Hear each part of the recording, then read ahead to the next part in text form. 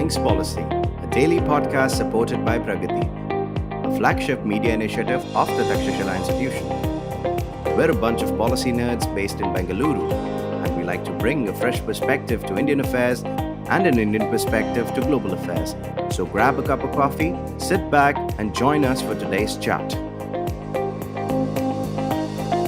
Hello and welcome to another episode of All Things Policy. Today I have with me our guest on the show and my colleague at Takshashila, Pranay Kotasthane. Welcome on the show, Pranay.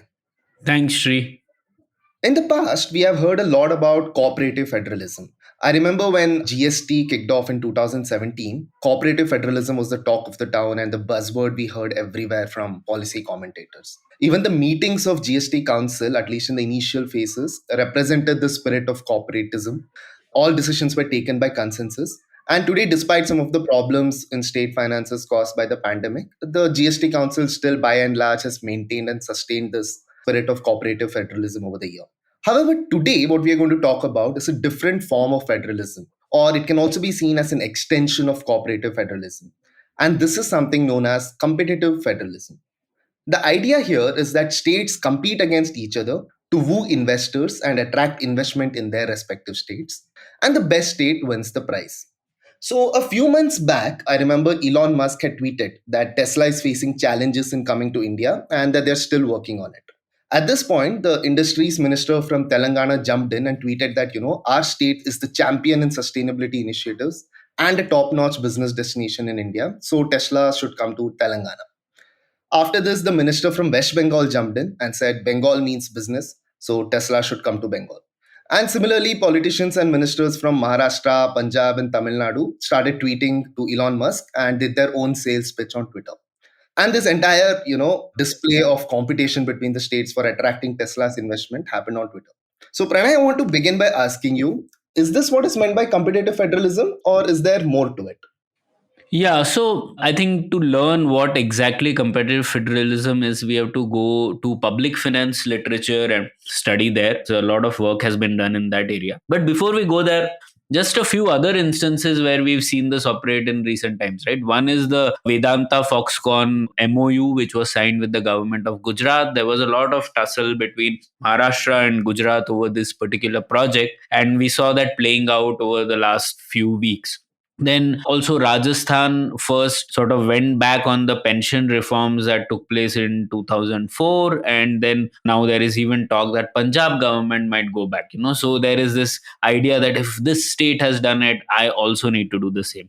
And finally, we always see some kinds of subsidies, sometimes non-merit subsidies, which one state brings in and other states compete to bring in similar kinds of subsidies, right? So these are some different kinds of ways in which competitive federalism operates. Now, competitive federalism is quite natural state of things, I would say, in the sense that there are different entities within the union, and these entities called states can compete with each other. In fact, the sum of this competition is much desired, right? So if they are competing in order to win businesses, win over investments, probably competing on better healthcare conditions or better infrastructure, it is all desirable, right? In fact, in the last Independence Day speech, if I'm not wrong, the Prime Minister also mentioned that, right, that it is the need of the hour that besides cooperative federalism, we also need competitive federalism. So some sort of it is desirable, but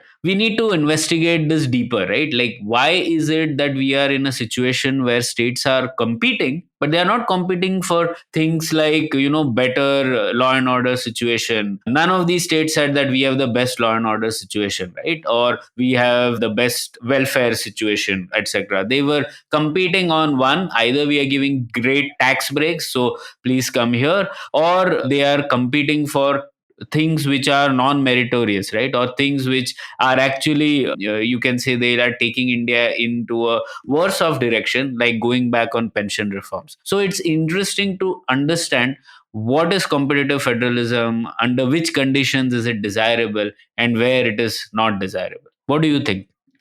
That is true. By what you mentioned, I think that broadly, very broadly speaking, there are two kinds of competitive federalism, right? Let's just call it good and bad. And from the examples that you've spoken of, it seems that, our states are indulging in competitive federalism of the bad kind. right? And another example that I could think of is how there is competition for jobs among different states. And some states have also opted to bring in a certain domicile laws, which say that even in private sector, certain amount of jobs will be reserved to the people who have domiciled in that particular state. So this is the kind of competition that we are witnessing between the states, and not a more positive or the good kind of it, where you talk about infrastructure, you talk about the demographic talent, you talk about maybe an easy immigration policy which enables everybody to come and relocate very easily to your place, and so on and so forth. So how do we make this happen, Pranay? Yeah, the example you gave is a good one. And some of these bad ideas seem to catch everyone's attention, right? And other states also start having these local reservation policies and all that. By the way, this competitive federalism word is so complicated to pronounce. I think we'll just refer to it as CF. Otherwise, I'll keep saying it incorrectly. But, anyways, so let's go ahead. So, what I was thinking is I tried to investigate what this term actually means and where did it come from, right? So this term itself, as I said, comes from public finance literature, and there's a seminal paper on this by Albert Breton. It's a paper from 1987 called Towards a Theory of Competitive Federalism. So that is a nice approach where he's trying to investigate what it actually means, right? And he's coming at this from the lens of Canada, again a federal setup where there are conditions similar to India, in the sense there are many states, there are different ethnicities, there are also French people, there are also the English people, and there is competition amongst various states on various counts, right? So Albert Breton was writing in that context and trying to understand, how should we understand competitive federalism. So from that literature we understand that, he says there are two conditions under which competitive federalism can be efficient. So the first condition is called competitive equality. No, so what it necessarily means is similar to what we talk about in the case of, equality of opportunity or equality of outcome, those debates, right? So we say that how just we need affirmative action because individuals from disadvantaged communities need some support in order to even compete with others, right? So that's the necessary condition that you have to establish beforehand in order to ensure efficient competition, right? So healthy competition between states also requires not just good umpiring but also progressive rule making, in the sense that it tries to put states at similar disadvantage or a similar advantage, so on an equal footing. How can different states of different sizes and different advantages be brought about? That is what is known as competitive equality. So Breton had a very nice statement around it which I wanted to just discuss. So I'll just read it out from my notes. What he says is that horizontal competition does not require that all competing units be of equal size any more than efficient competition in markets requires that firms be of equal size. But it must be that the large units are not in a position to continually dominate, coerce, and in other ways prevent the smaller units from making independent, autonomous decisions, nor are they in a position to inflict disproportionate damage on them. The smaller units must be able to compete with the strong on an equal footing. So this is what competitive equality essentially means. So you are trying to bring states of different per capita incomes, different situations broadly at the same level so that competition can take place fairly. And crucially, what he says is that the responsibility for ensuring competitive equality actually lies with the union government. So in this sense, it is the responsibility of the union government not just to umpire between the states but also to ensure that a progressive rule making takes place. And how can union governments do that? There are broadly two mechanisms. One is intergovernmental grants. So these are the grants which the union government does through the centrally sponsored schemes. And also constitutionally, there is something called the Finance Commission, which tries to give intergovernmental grants. So there are two types of grants. One is specific grants, which are given for specific purposes, and there are general purpose grants, which are basically cash transfers to state governments to do anything as they wish according to their priority. So with these mechanisms, there is a purpose, right? The purpose is to ensure that there is competitive equality, that certain states which are disadvantaged in one or the other way, they in over time are able to reduce this gap which has emerged, right? That's why this intergovernmental grant exists. So this is one mechanism. The other one is, of course, a council of states, which we call the Rajya Sabha, and that is also responsible to give salience to the requirements and the needs of different state governments, right? That's why that institution exists in the first place. So those are two mechanisms which can be used for competitive equality. What do you think about this, Shri?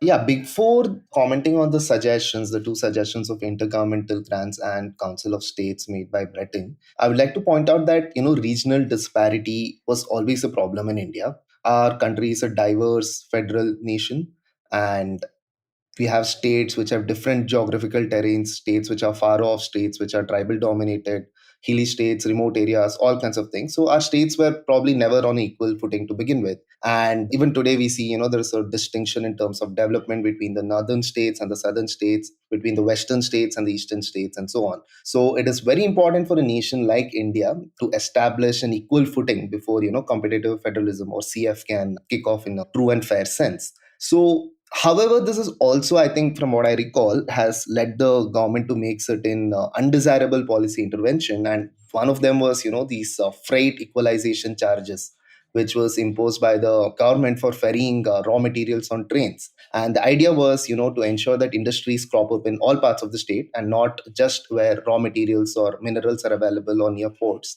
The government would charge extra for transportation of raw materials, if I'm correct. And this actually led to deindustrialization in many states. And you also have curious cases of, having an oil refinery in central India, in North India, in Mathura, and some places like that. So I would guess that is a bad example of a government intervention, which I try to create an equal footing. Yeah, so the crucial difference in that was the way this policy was trying to correct for the disadvantages, right? So it is trying to say that, these kinds of businesses, industries which require the raw materials could be established theoretically in any part of India. That's the assumption behind it. But that's obviously not true, right? There are certain states which will have certain advantages and certain other states will have different comparative advantages, right? So it would be very silly to expect that IT industry should take off in every state in India. That's not possible. I mean, even in Karnataka, it is not possible that what we have in Bangalore will be there in every other city in the state itself, right? There are comparative advantages which develop over time and due to various reasons. So the idea should have been rather to first see what is the cause of those differences and to help states to at least identify their own comparative advantages and put money where they think it is important. So there might be certain states which would have tried to take a different path to industrialization, not look at the raw materials through mines, coals, when this policy was brought about, right? They might not want a steel industry, but they might want to look at, say, textiles or other things, right? So such things are crucial to identify. Better policies to give these grants to the state governments and let them decide where it should be used, rather than these kinds of policies which are trying to sort of bring about regional development by predetermining what should be there in all states. Yeah, I think that was one of the pitfalls of the top down decision making that we had in the early stages of India's economic growth. In any case, on the 2 points of intergovernmental grants and Council of States, don't you think in India, in any case, the states which are larger, which have more population and which have more financial clout, already sort of dominate this, in the sense the contribution from taxes is higher from these developed and well-to-do states. The money that they receive from the center, their share is also higher. Similarly, our Council of Rajya Sabha is based on proportional representation of states on the basis of their population size. Unlike, say, the US Senate, where all states are equal in the Senate. Everybody has two senators, and there are 100 in total. So, do you think these shortcomings will have a role in the way India's competitive federalism will pan out? No, yeah, definitely. There are lots of gaps here, right? So there are lots of reforms needed to improve competitive equality. First of all, our design of intergovernmental transfer, which should actually help bridge the gap between states so that there's a level playing field, doesn't happen. So in fact, what happens is We had this planning commission earlier, and planning commission, the plans like you were mentioning were decided by the union government, and according to the union government's priorities, the union government also had the mechanism to distribute money to the different states, right? So, and it was tied to the plan which was formed by the union government, right? So there is less of competitive equality in this situation itself, right? Not just horizontal, but even there's vertical inequality in the sense that union government decides what is important. So that was one problem. And even in current intergovernmental grants, we know that some of these are regressive in the sense that even though you, let's say health, right? So you would want public health situation or IMR to go down in all parts of India, right? Even if it's not a question of we being okay that it's all right in one part of India and not in another. But if you look at the analysis of the intergovernmental transfers, they are regressive in the sense that lesser money is given to the states which actually require more on a per capita basis, whereas more money goes to states which don't need it. So there are either the reasons are that states want this money because the union government is promising it under a centrally sponsored scheme, so who wants to let go of extra money which comes in. And so we have this situation where our intergovernmental transfers actually don't work efficiently. They are not working towards reducing competitive equality, and the gap between the states just continues. So there are both things. So one, you would actually need more general purpose grants to all states, whether rich or poor. But to certain states, when we're talking about specific purpose transfers like health, law and order, education, I would say we are not doing well there, and we need to even go further, investigate that, and get the states which are worse off in some of these very critical areas, especially these areas there are interstate externalities, right? So public health situation in one state can also become a public health situation in another, right? So it's important for us to investigate those and help those states overcome that situation. So that's one thing I would say about intergovernmental transfers. I think 14th Finance Commission has repeatedly mentioned that we need actually an institution which can allow union government and state governments to bargain and negotiate. And unless that kind of institution comes in, this will have more competition and less cooperation. So that is one. On Council of States, Shri, we know, right, like Rajya Sabha barely represents state interest. Now Rajya Sabha also has become an institution which is dominated by political parties, and because of the anti-defection law in 1985, most of the issues that come up are from the lens of a political party rather than from the lens of the states, right? So again, there is a lot of reform to be done there. Reforms on who gets into the Rajya Sabha, for example. Currently, people who are not even resident in that state, after showing some address proof for a certain period, can become a Rajya Sabha member from there, right? So there are such things which actually make it a less effective organization for ensuring competitive equality. So we need reforms there. So speaking of, yeah, that's true with Rajya Sabha, and I don't know when this reforms are even going to come because it has actually become a system of political rewards. If a person loses an election for Lok Sabha and does not have a rehabilitative place, they are usually sent to Rajya Sabha and so on. But those political problems aside, you mentioned that, there should be a mechanism where we identify which states are in dire need of finance and they should be provided an adequate level of funding from the central government. However, this also poses a problem of moral hazard, right? And now we have certain states in India which are overexposed to debt and they are actually in need of more funding and support. So, is there a contradiction here? No, there is no contradiction in the sense what I said. One, you need to ensure specific purpose transfers in very limited areas, right? So, like I said, you have to identify areas in the sense subjects which are meritorious, subjects which have interstate externalities, which will be very few in number. So, you would say health, law and order, probably education, and that's all, right? Those are the areas where you would actually want all states to prosper, and states which are worse off need to be helped. But at an overall level, what we need to do is the second condition that Breton comes to, which is Right. cost benefit appropriability. So what it means is basically that states should be regulated by a hard budget constraint. So that is there. The consequences of states breaching spending limits should be a significant one, and that should be same even if the state is rich or poor, right? So what it means is the moral hazard develops if the states assess that union government will bail them out in case there is a fiscal failure, and if that happens, then you would have a situation where states will continue to spend as they want, not bothering about who is going to bear the expenses of their failures, right? So on the other case, if there's a hard budget constraint, so if a state breaches certain situation norms of good finance, then they need to bear the consequences of these. So this is a necessary condition which will ensure that the kind of situation you are saying would not happen. Okay. So again, if we see in India, competitive federalism often takes place in a situation where cost benefit appropriability doesn't exist. So what happens is that there's no hard budget constraints, states can still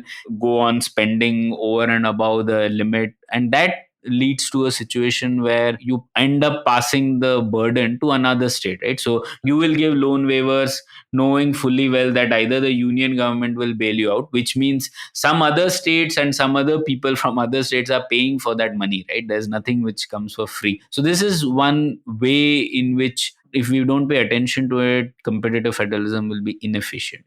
And I think since he spoke about budget constraint, hard budget constraints on states so that, they have an eye on their spending and do not over exceed their budgets every single year, there is a provision of law, right? Fiscal Responsibility and Budget Management Act, or FRBM, which poses certain conditions for states to follow when it comes to managing their fiscal deficit. And this is usually set as a percentage of fiscal deficit. However, I think the problem, Pranay, here is these are soft targets. Has there been any movement in this regard?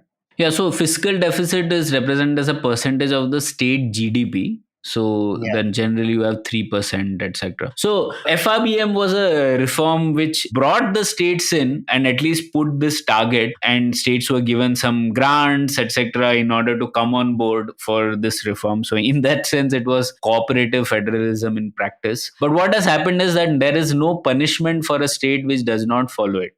There is nothing in the FRBM Act which is actually imposes a hard budget constraint in reality. And the second most important part is that the union government itself has been guilty of not following a hard budget constraint. So if the umpire itself is cheating, how can you expect the players to not cheat, right? So that's a bigger problem here, that union governments themselves have kept breaching their FRBM targets. So state governments just learn what union government has done, right? So that is one thing. The union government really has a big responsibility to set an example here. That is something which needs to be done. And second, there is also something called the Independent Fiscal Council. So this Independent Fiscal Council is a reform which has been talked about in many finance commissions now. And what it does is that it does an ex ante evaluation of the costs of government proposals. For instance, you saw this Maharashtra and Gujarat government promising subsidies worth 40,000 crores and 28,000 crores respectively for this semiconductor and display fab plant, right?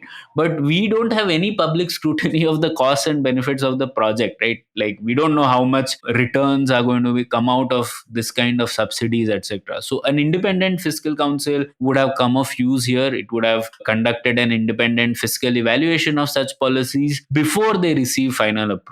So if this is put in place, then we will at least have a better visibility of what the state governments are spending on, and eventually there will be debate on what is the benefit that comes out of it, etc. And I'm hoping that will lead us to a situation where we think more in terms of hard budget constraints than we do so now. Yeah, like they say, if the police is watching you, who is watching the police? I think that sort of represents the situation the union government is in when it comes to maintaining its fiscal targets.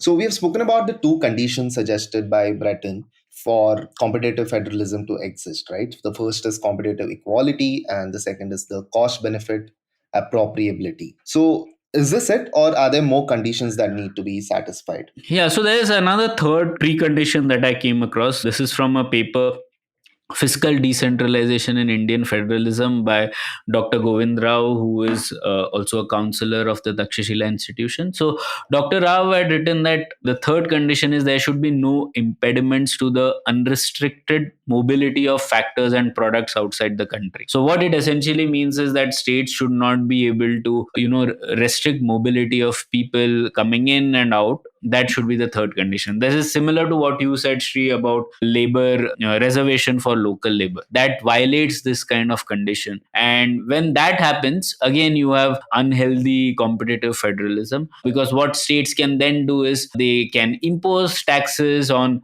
things which are coming into the state from other states, and so the costs are passed on to others and the benefits are cornered by people who are quote unquote domiciled, right? So this is, again, it violates sort of the cost benefit appropriability principle also, and it also leads to a situation where the entire Indian union is not one market, right? Then it becomes 29, 30 different markets, and then you don't have the advantage of scale, which country like India must definitely enjoy. And it will be a lot of benefit if we have one common market. That's why GST was also brought in. But if we have this restricted mobility of factors and products, we will be in a situation where competitive federalism will be unhealthy.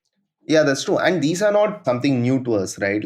In fact, like your right to move to any place within the country and your right to settle in any place in the country, your right to practice any profession, trade, or occupation. These are all codified as fundamental rights in our constitution. And somehow the states, for their own parochial reasons, have been, at this game of curtailing these rights one by one in the name of domicile quota, in the name of the outer migrant and economic jobs, and so on. But these battles should have been won a long time ago, but they have come back, I think, in the recent times. I don't know what the reason could be. Could you hazard a guess? What could be the reasons? Why is this happening more? No, because first of all, in the constitution itself, there are exceptions to this fundamental right, and many states have expanded that exception to mean not just government jobs, but now also to some states are also talking about private sector jobs, etc. So that's sort of one baked in reason why this is happening. And over time, why this is also expanding is just because if the economy doesn't do well, there are less jobs produced, and since there are less jobs, there is more competition for those jobs. And when you are not going to get a job, you are going to seek the state's help in all fair unfair ways, right? And that's what is happening now. Because of the decade of slow economic growth, there is this situation where people want jobs they don't have, and they find an easier target by identifying the quote unquote outsider as the reason for this, right? And that's what happens in all countries. It's happening in India as well. So that's why I guess the sudden demand for these kinds of changes now. The third reason also is just that there is a wide difference between what people earn in the government and what people perceive that they learn outside, right? And especially in the government, the kind of salaries that people earn, the pensions that people earn, that is seen as something very highly desirable even today compared to unemployment outside. And this gap also makes people aspire for a government job more, and if government job they aspire more and they don't get it, then these kinds of domicile requirements keep coming to the fore again and again. Yeah, like you said, however, competitive federalism is supposedly the natural state of things and it is desirable to a great extent. But we seem to have gone down the wrong path, the path of bad CF as opposed to good CF. However, we do hope, I mean, there is, I think, from whatever you have said, it looks encouraging. I think there is a lot of scope for course correction here. And we definitely can enshrine in a true spirit of competitive federalism, which leads to healthy competition between the states and also more equitable and beneficial competition for everyone involved. Thank you, Pranay, for being on the podcast with me today. Thanks, Sri.